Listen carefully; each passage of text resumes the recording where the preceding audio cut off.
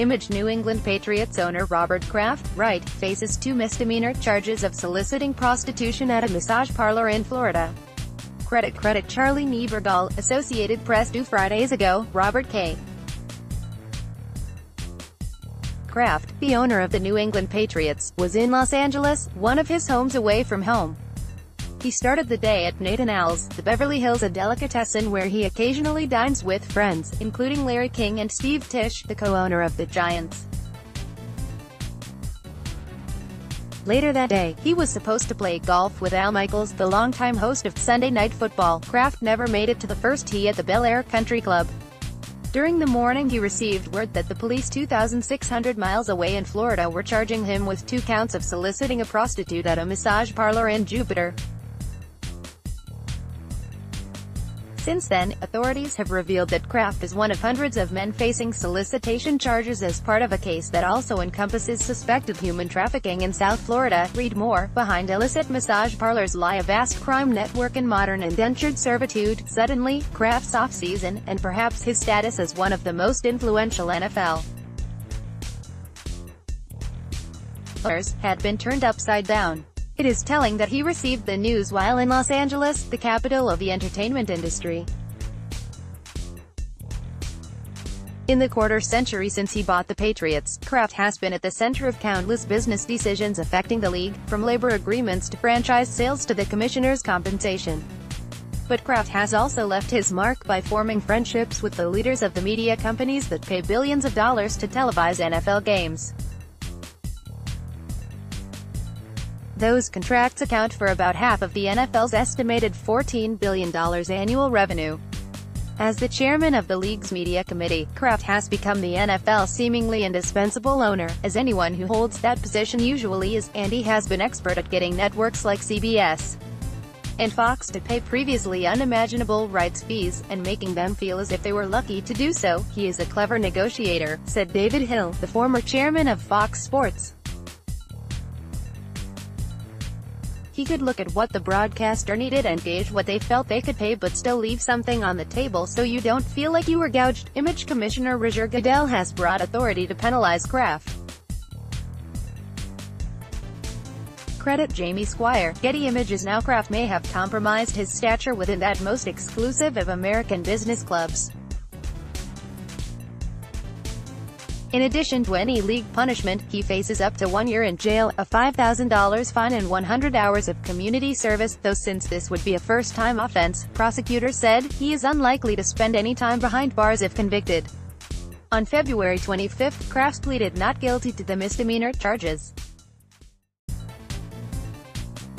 A date in court, where he is likely to be represented by his lawyer, is scheduled for March 27. Kraft's behavior has come under scrutiny before.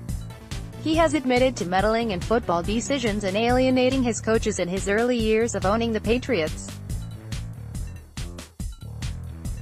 In 2008, he apologized after his team was fined $250,000 and lost a first-round draft pick because of allegations in 2007 that the Patriots videotaped their opponent's offensive or defensive signals.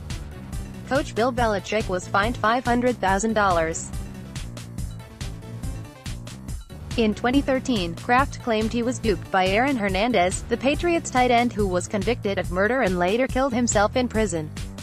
In ownership circles, Kraft is known to act as a kind of shadow commissioner, forming close relationships with sponsors, vendors, media companies and even the NFL Players Association, and pursuing back-channel communications that can sometimes circumvent his fellow owners and league officials. His influence, though, has limits.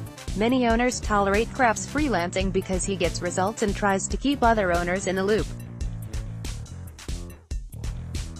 But their tolerance runs thin when his team is accused of wrongdoing, as happened in the Spygate scandal and in 2015, when the Patriots were accused of deflating footballs before the AFC Championship game. In those cases, owners were not unhappy when the commissioner penalized the team. Numerous former and current league executives and Kraft's ownership brethren declined to comment on the record for this article, as did Kraft. Even privately, many of them were reluctant to criticize him for the solicitation charges, which they consider a personal matter. It is possible, though, that the arrest could diminish Kraft's standing among the owners just as his skill sets and relationships are needed. The league's television contracts are up for renewal in 2 years, and the NFL would like new players like Amazon to jump into the fray. Negotiations are likely to be complicated as the league and networks figure out how to value rights for streaming and other new technology. Kraft lost a major ally in Leslie Moonves, his longtime friend, who was forced to step down as chief executive of CBS in September after more than a dozen women accused him of sexual misconduct. Jeff Saturday, Wright, a member of the union's executive committee, credited Kraft for helping end the NFL lockout in 2011. Credit dropped car. Getty Images. If Kraft is concerned about his own allegations, he is not showing it. While he has not spoken publicly about the charges, which the police said stem from video recordings of him, Kraft has been seen in public, including at a pre-Oscars brunch on Feb. 23 where he was photographed with Jeff Bezos, Amazon's founder and chief executive. When Kraft returned to Boston the next day, he was spotted hugging Patriots quarterback Tom Brady after they got off a private jet. Amid the solicitation case in Florida, it is unclear how involved Kraft will be in league business in the coming months. The NFL is preparing not only for talks with television networks but also for negotiations with the players' union, whose contract expires at the end of next season.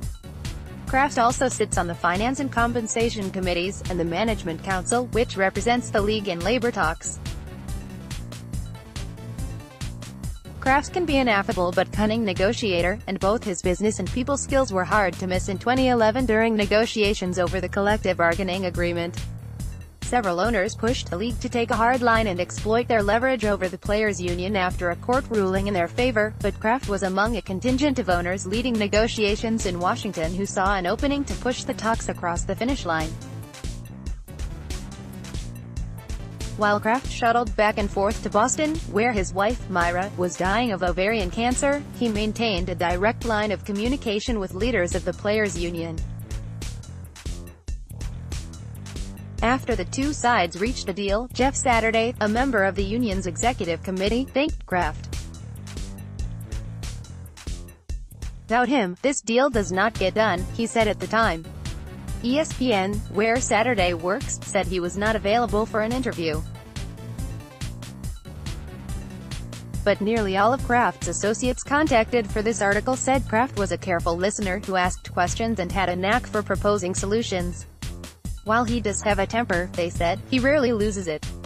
Kraft has spoken often about the need to put league matters over personal ones.